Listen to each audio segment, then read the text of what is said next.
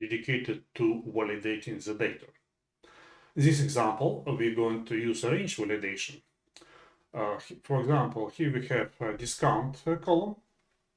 The default discount is 10%, but one of the records got 200%, which is obviously invalid because it is not possible to have a discount higher than 100%. So the discount must be between 0 and 100. So let's run it, load it into the database and see what happens. Just refresh that. As you can see, the data was loaded, no issues whatsoever. In theory, we can implement server validation using triggers, but it can be complicated and it will definitely have negative impact on the performance. So the better option is to use validator, and we can just add between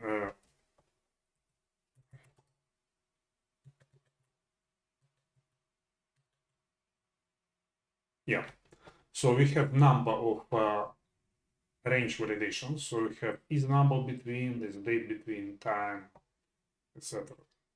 So in our case, we're going to use is number between, and we just link it to discount.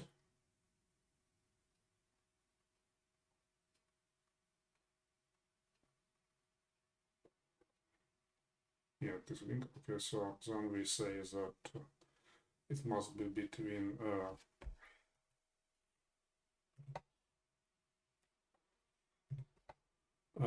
0 and 100. And if it is failure, what we want to do is set it to default. Say 10. Easy. Now let's preview the results. So, okay, that one is fine. Click on this and see we have a warning, and 200 is replaced with 10. Let's just run it. See, we have no errors, and we just go to the database and check.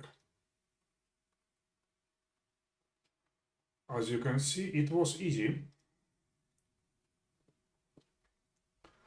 Thank you very much for watching.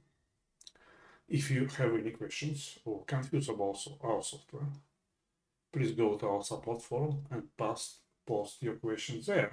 You might be surprised how fast you will get the answer back. Again, please like and subscribe. Thank you. Bye.